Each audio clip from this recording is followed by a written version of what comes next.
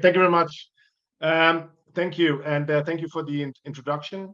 Um, Let me, being kind of the last one in line here during the day, and I haven't had the opportunity to hear all the good briefs during the day and the discussions you had. So I apologize up front if there's some repetition in something that you have already been discussing during the day.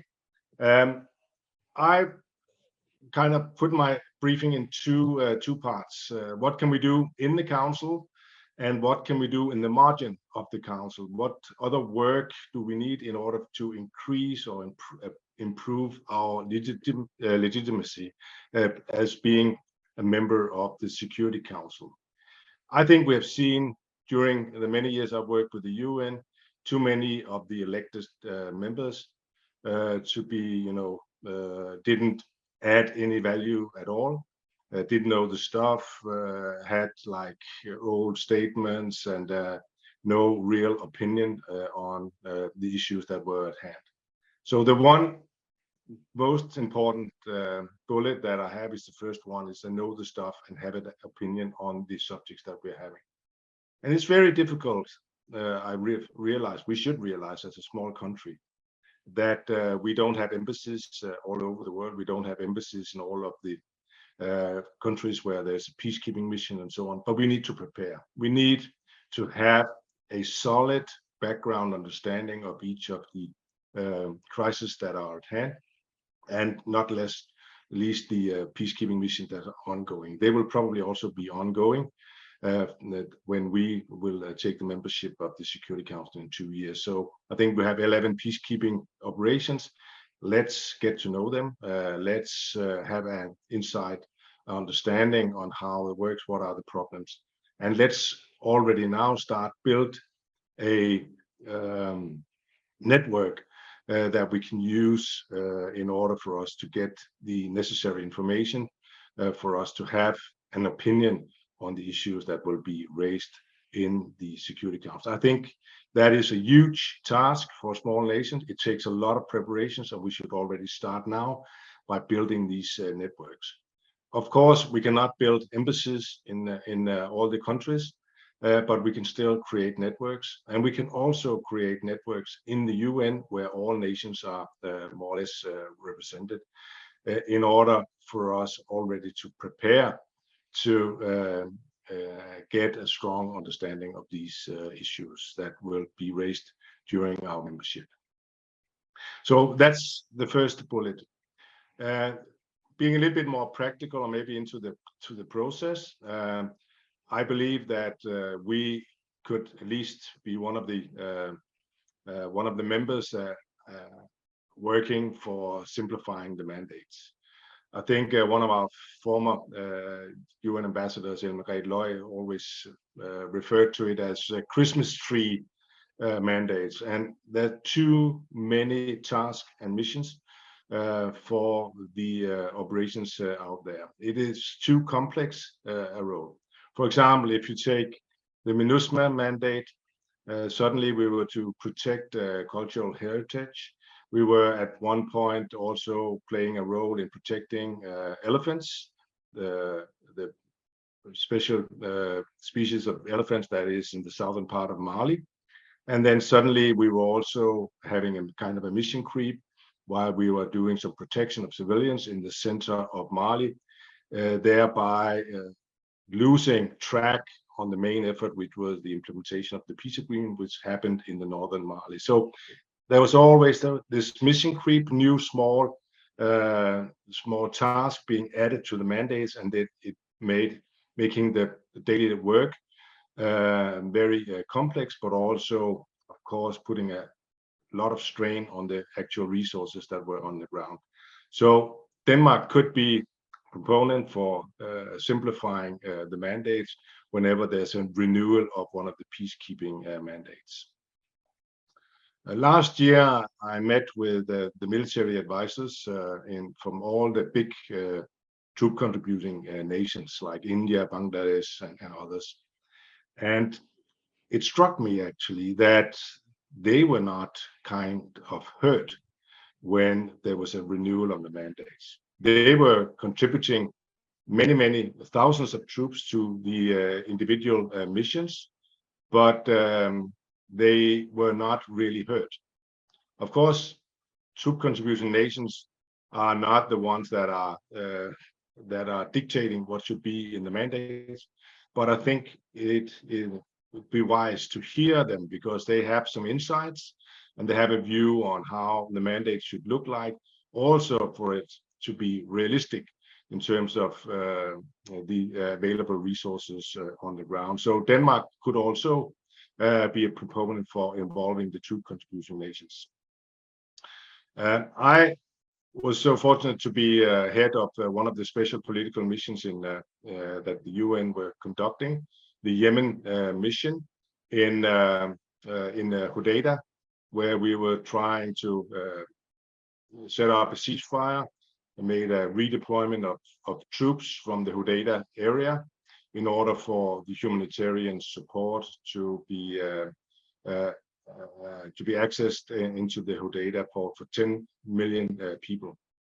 With very limited resources, actually, we actually succeeded in keeping the parties at the table to negotiate a ceasefire and also to negotiate a redeployment plan also with limited resources. So I think the special political mission is a realistic tool. I think previous speakers today have spoken that probably the work in the Security Council is quite difficult now with the Ukraine crisis and the issues between US and Russia and others. And therefore, larger missions are probably not realistic to be decided upon. But I think special political missions could be used as a tool, not least as a prevention tool. Go in early with small political missions to settle a deal before the crisis evolves into being a major issue. So I think promoting that could also be part of a Danish approach to dealing with the upcoming crisis. And then, as I do as the others, I think what we've seen with all the elected members, especially those from the Western sphere, they have always said, okay, we will prioritize human rights, human security, women, peace, security, etc., etc. I think what Louise said at the beginning was wise, that at least let's try to establish some criteria when we have success, because it's always been on the agenda, but not a lot has been achieved, and not a lot of measured achievement have we seen, and also apply it wisely. When I was heading the Yemen mission, I was having monthly meetings, informal meetings with the Security Council, and we were sitting in a very difficult situation. There was a lot of fighting going on around us. We were trying to get the parties to the table, and situation were difficult. And then in that discussions on how we were trying to provide enough security for the humanitarian support to come into Hodeidah, one of the elected members asked me, and what about the women equal rights agenda? What are you doing about that? It was totally out of context, and it was not the right time, and it certainly showed that this nation had no idea what was going on the ground here. So I believe that yes, there are important agendas, but apply them wisely, and let's try to establish some criteria in order to make it relevant also for what we're doing. So as a small country right now, I think it's also important that we create some kind of legitimacy of what we are saying. Wise men once said that don't do as I say, do as I do. And right now, Denmark is not doing a lot in the UN context. We have very limited troop contributions. I think right now we are 13 or 14 soldiers, and we are relatively weak in the support for different other areas. And there's no doubt that one of the major issues when it comes to the peacekeeping missions is that the training level of the troops is very low. And the situations on the ground are getting more and more complex. All of the missions are now in areas where there's terrorism and where they have to work in a very complex environment with IEDs, roadside bombs, and so on. And the training level is simply too low. And I think here we could play a more prominent role. Denmark, we have a good background, so we probably have the funds to do that. So we could support more the UN training centers are already there. We could do more within doctrine development, especially within intelligence and the use of technology. We could perhaps also link up with certain nations that are definitely in great need of more training. It could be either through the UN, but it could also be bilateral and thereby indirectly supporting the UN missions. And then we could add or increase our peace and stability fund. It's already there. There's I think a nice amount of money there, but if we wanted to do the above 3 bullets, we need to increase the funds in the peace and stability fund. And then again, I don't think we can get around it. I think as a member of the Security Council, it would look very nice with a more substantial contribution, maybe 100 and 150 soldiers or experts or whatever. But the current level that we have is close to being embarrassing. It could be done different ways. I've used the first bullet on rotations. The UN is in need of a lot of I would say special units or high value units, such as ISR, that is intelligence, surveillance, and reconnaissance units. It could be aircraft, it could be drones, and so on. And the problem with that is that we have difficulty in sustaining that. We cannot do that permanently.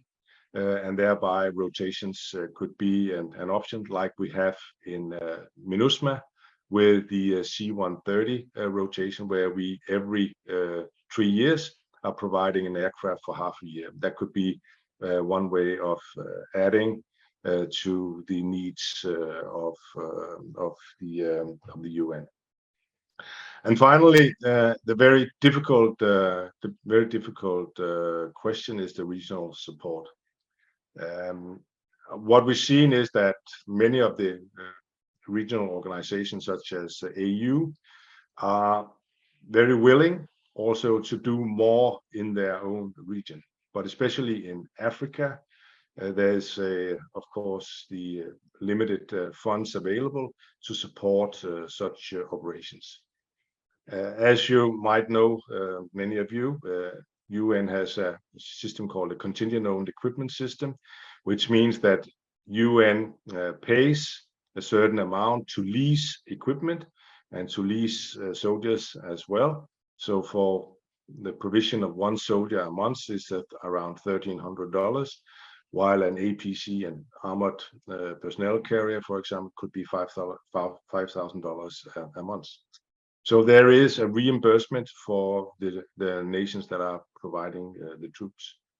The AU has asked that a similar system could be done for the AU peacekeeping through UN funding. But it's of course very difficult, because what about accountability and so on? And I think especially the US has not been very supportive of that. But I think we should try, at least we could be facilitator to try to find a mechanism where we, in one way or the other, could improve the support to the regional organizations in order for them to play a more substantial role in their own region.